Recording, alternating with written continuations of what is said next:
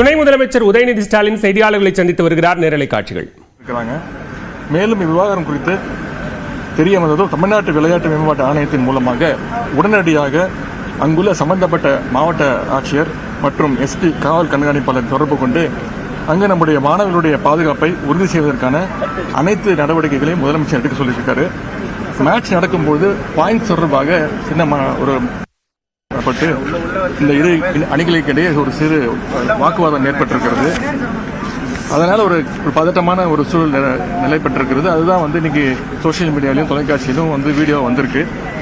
மாவட்ட நிர்வாகத்தோடு இணைந்து உடனடியாக இதை சரி செய்திருக்கின்றோம்.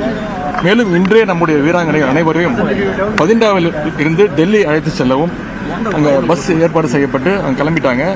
அதே மாதிரி அந்த அரசு செய்யப்பட்ட நம்முடைய அந்த பயிற்றுனர் பாண்டியராஜ் அவர்களையும் காவல்துறையினர் விடுவிச்சுட்டாங்க.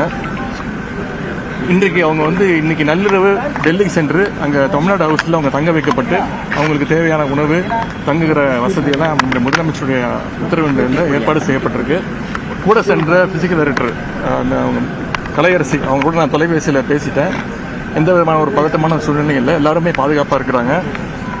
ஆகவே யாரும் அச்சம் கொள்ள வேண்டாம், வதந்திகளை பரப்ப வேண்டாம் என்று கேட்டுக்கொள்கின்றோம். ஐஏஎஸ் ஆஃபீஸர்ஸ் யாரும் இப்போ டெல்லிக்கு போகிறதுக்கு இல்லை, நம்முடைய ஏசிஎஸ் திரு அத்துலை மிஸ்ரா அவர்கள் அங்கே இருக்கக்கூடிய டிஜிபிட்ட பேசியாச்சு.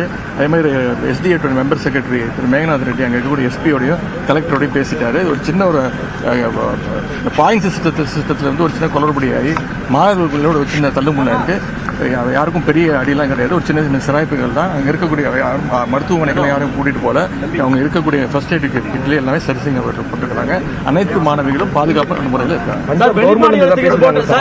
வெளிமாநிலத்துக்கு செல்லக்கூடிய மாணவர்கள் மாணவிகளோட பாதுகாப்பு உறுதி பண்ணி வருங்காலத்தில் என்ன நடவடிக்கை எடுக்கிறோம் கூட நாங்கள் பிசிக்கல் டைரக்டர்ஸ் அனுப்பிச்சிருக்கிறோம், கோச்சஸ் எல்லாருமே பாதுகாப்பு அனுப்பிச்சிருக்கோம்.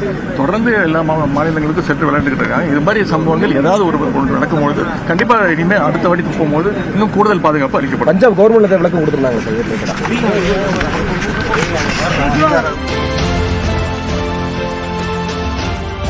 பஞ்சாப் மாநிலம் பதிண்டாவில் நடைபெற்ற கபடி போட்டியில் தமிழக வீராங்கனைகள் தாக்கப்பட்ட விவகாரம் தொடர்பாக மாணவிகளின் பாதுகாப்பை உறுதி செய்ய தமிழக அரசின் தரப்பிலிருந்து உரிய நடவடிக்கைகள் எடுக்கப்பட்டதாகவும் வீராங்கனைகள் அனைவரும் பாதுகாப்பாக தமிழ்நாடு திரும்ப உரிய ஏற்பாடுகள் செய்யப்பட்டிருப்பதாகவும் துணை முதலமைச்சர் உதயநிதி ஸ்டாலின் தெரிவித்திருக்கிறார். தர்பங்கா பல்கலைக்கழகத்திற்கும் இடையேயான இந்த கபடி போட்டியின் பொழுது தமிழ்நாட்டு வீராங்கனை மீது தாக்குதல் நடந்ததாக இன்று காலை புகார் வந்தது.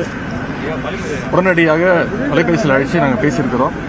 இந்த புகாரின் அடிப்படையில் பயிற்றுனர் திரு பாண்டியராஜன் அவர்களை காவல்துறையினர் விசாரணைக்கு அழைத்து சென்றிருக்கிறாங்க. மேலும் விவகாரம் குறித்து தெரிய வந்ததோ தமிழ்நாட்டு விளையாட்டு மேம்பாட்டு ஆணையத்தின் மூலமாக உடனடியாக அங்குள்ள சம்பந்தப்பட்ட மாவட்ட ஆட்சியர் மற்றும் எஸ்பி காவல் கண்காணிப்பாளர் தொடர்பு கொண்டு அங்கு நம்முடைய மாணவர்களுடைய பாதுகாப்பை உறுதி செய்வதற்கான அனைத்து நடவடிக்கைகளையும் முதலமைச்சர் எடுக்க சொல்லியிருக்காரு. மேட்ச் நடக்கும்போது பாயிண்ட்ஸ் தொடர்பாக சின்ன ஒரு இந்த இரு அணிகளுக்கு இடையே ஒரு சிறு வாக்குவாதம் ஏற்பட்டிருக்கிறது.